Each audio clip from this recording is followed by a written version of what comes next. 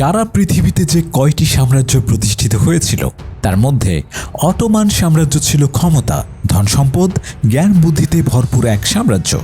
তুরস্কের ইস্তাম্বুল শহর থেকে সারা পৃথিবীর 3টি মহাদেশ শাসন করা এই রাজবংশ টিকেছিল 624 বছর। মুসলিম এই রাজবংশের শাসনতলে ছিল বর্তমান বিশ্বের ইউরোপের ক্ষমতাধর ফ্রান্স, হাঙ্গেরি, বুলগেরিয়া সহ প্রায় সকল দেশই।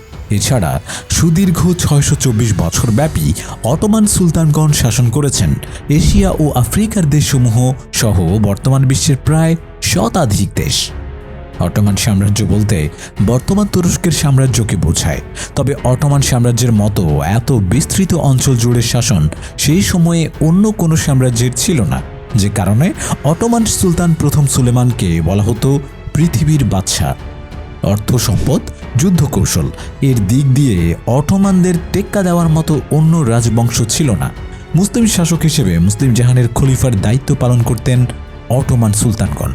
মুসলিম শাসনের স্বর্ণযুগ অটোমান শাসনকাল যে সকল দেশকে আজ মুসলিম দেশগুলো সমীহ করে চলছে, সেই সকল দেশগুলোর প্রতিনিধিরা একসময় অটোমান বাদশাহদের পদতলে এসে বন্ধুদের বার্তা নিয়ে লুটিয়ে পড়তেন।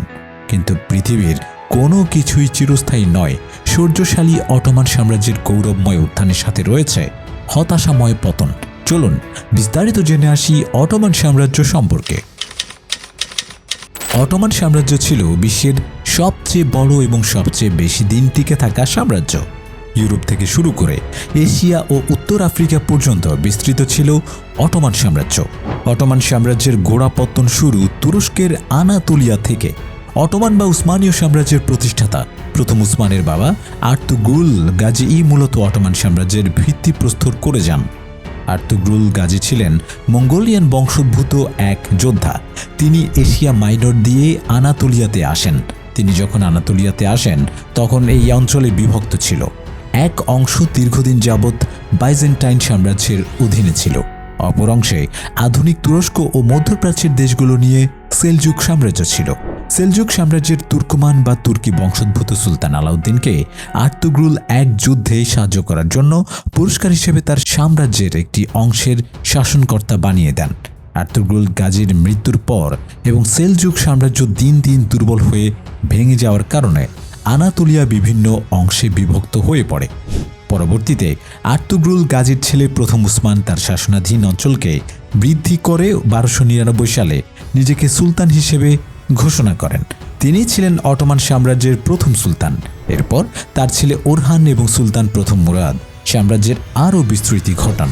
সুলতান প্রথম মুরাদ উসমানীয় রাজ্য থেকে উসমানীয় বা অটোমান সাম্রাজ্যে পরিণত করেন। উসমানীয় সাম্রাজ্যে পার্শ্ববর্তী খ্রিস্টান বাইজেন্টাইন শাসকদের মধ্যে বেশ কয়েকবার ছোট ছোট যুদ্ধ হয়। অবশেষে 1453 সালে অটোমান সাম্রাজ্যের সুলতান দ্বিতীয় মেহমেদ বাইজেন্টাইন সাম্রাজ্যের রাজধানী কনস্ট্যান্টিনোপল বা ইস্তাম্বুলকে জয় করেন। কনস্ট্যান্টিনোপল বিজয়ের পর অটোমান সাম্রাজ্যের দ্রুত বিস্তৃতি ঘটতে থাকে। এ সময় বেশ কয়েকজন সুদক্ষ শাসকের আগমন ঘটে অটোমান সাম্রাজ্যে। তারা সাম্রাজ্যকে ইউরোপ, এশিয়া ও আফ্রিকা পর্যন্ত বিস্তৃত করেন। এ সময় অটোমান সুলতানেরা ইউরোপ ও এশিয়ার মধ্যে বাণিজ্যের যে পথ সেটির বিস্তৃত অংশ দখল করে নেন। ফলে এই অঞ্চলে বাণিজ্য করার জন্য অটোমানদের কর দিয়ে বাণিজ্য করত। ফলে অটোমান সাম্রাজ্য দ্রুত অর্থনৈতিকভাবে সমৃদ্ধি অর্জন করতে থাকে।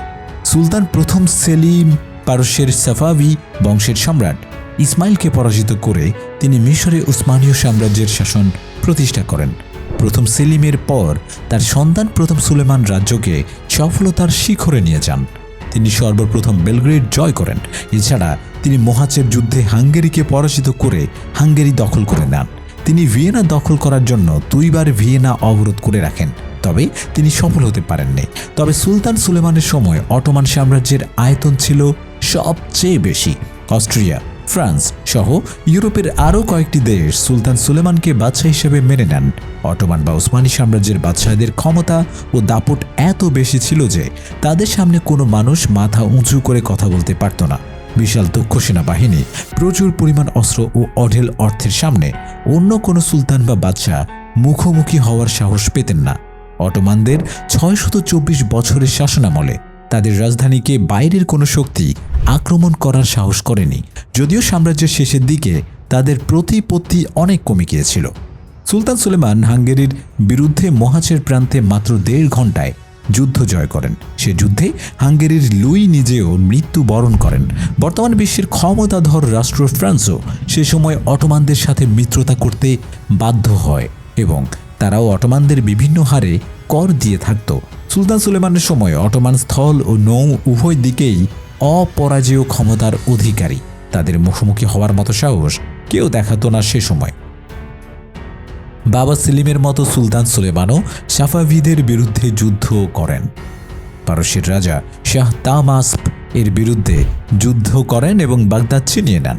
সুলতান সুলেমান যেমন তার সাম্রাজ্যকে ক্ষমতা ও দাপটের দিক দিয়ে উচ্চতর আসনে নিয়ে গিয়েছিলেন, তার পরবর্তী সুলতানেরা সেটা আর বৃদ্ধি করতে সক্ষম হননি। পরবর্তীতে সুদক্ষ সুলতানের অভাবে সাম্রাজ্যের দাপট ধীরে ধীরে কমতে থাকে। 1520 সাল থেকে 1566 পর্যন্ত 46 বছর সুলতান সুলেমান যখন শাসন করেছেন, তখন 3 মহাদেশের বাদশাহ হিসেবে তাকে কেউ মেনে নিতে অস্বীকার করার সাহস পায়নি। যারা এই দুঃসাহস করেছে তাদের পরিণতি খুব খারাপ হয়েছে। সুলতান সুলেমানের পূর্বে তার বাবা প্রথম সেলিমের ক্ষেত্রেও বিষয়টি ছিল প্রায় একই রকম, কিন্তু সুলেমানের মৃত্যুর পর থেকে এই সাম্রাজ্যের যোগ্য শাসকের অভাবে দিন দিন জৌলুস হারাতে বসে। অটোমান সাম্রাজ্যের পতন। অটোমান সাম্রাজ্যের পতন মূলত সুলতান সুলেমানের পর থেকেই শুরু হয়।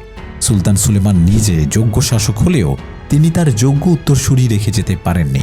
তার ছেলেদের মধ্যে সবচেয়ে যোগ্য ছিলেন শাহজাদা মুস্তাফা ও শাহজাদা বায়েজিদ, কিন্তু তিনি তার 2 যোগ্য সন্তানকে মৃত্যুদণ্ড দেন। ফলে একমাত্র উত্তরসূরি ছিলেন শাহজাদা সেলিম।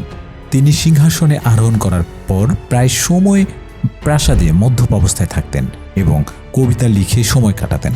সাম্রাজ্যের কাজে মনোযোগ দিতেন না একেবারেই। এভাবে তার পরবর্তী কয়েকজন শাসক একইভাবে প্রাসাদকেন্দ্রিক জীবনযাপন করতেন। যুদ্ধে ছিল তাদের চরম অনীহা। এভাবে সময় কাটতে কাটতে এমন অবস্থায় আসে যে যোগ্য শাসকের অভাবে অটোমান সাম্রাজ্যের সিংহাসনে বসানো হয় মুস্তাফা নামের একজন ব্যক্তিকে। অযোগ্য সুলতানের অযোগ্য উজিরে আজম, দুর্নীতিপরায়ণ সরকারি অফিসার, বিশ্বাসঘাতক মিত্রদের কারণে অটোমান সাম্রাজ্যের পতন দিন দিন ত্বরান্বিত হতে থাকে। 1299 সাল থেকে 1566 সাল পর্যন্ত শাসকের মধ্যে কোনো অযোগ্য শাসক ছিলেন না। অন্যদিকে 1566 সাল থেকে 1922 পর্যন্ত 13 জন সুলতানের মধ্যে মাত্র 2 জন দক্ষ শাসক ছিলেন। এদিকে আধুনিক অস্ত্রশস্ত্রের অভাব, দীর্ঘদিন কোনো যুদ্ধ না করার কারণে অর্থনৈতিকভাবে সাম্রাজ্য দুর্বল হয়ে পড়ে। অন্যদিকে ফ্রান্স সহ ইউরোপের অন্যান্য দেশসমূহ অর্থনীতি ও অস্ত্রশস্ত্রের দিক দিয়ে অনেক এগিয়ে যাওয়ার কারণে তারা অটোমানদের আনুগত্য অস্বীকার, যার ফলে সাম্রাজ্যের আয়তন দিনে দিনে ছোট হতে থাকে। সবকিছু মিলিয়ে সাম্রাজ্য চরম বিশৃঙ্খল অবস্থার মধ্য দিয়ে 20 শতাব্দী পর্যন্ত আসে। 20 শতাব্দীর শুরু থেকে অটোমান সাম্রাজ্যের শাসন ব্যবস্থার বিরুদ্ধে তুরস্কের অভ্যন্তরে বিদ্রোহ শুরু হয়। 1914 সালের মধ্যে উসমানীয় সাম্রাজ্য ইউরোপের ও উত্তর আফ্রিকার অধিকাংশ অঞ্চল হারিয়ে ফেলে। এর মধ্যে সাম্রাজ্যের স্থায়িত্ব বৃদ্ধি করার জন্য প্রথম বিশ্বযুদ্ধে জার্মানির পক্ষ অবলম্বন করে।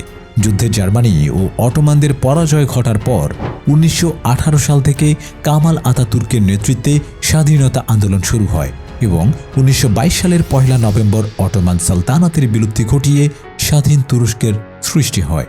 অটোমানদের সর্বশেষ সুলতান ছিলেন ষষ্ঠ মেহমেদ। তার খলিফা পদে দ্বিতীয় আব্দুল মজিদ বসানো হয়।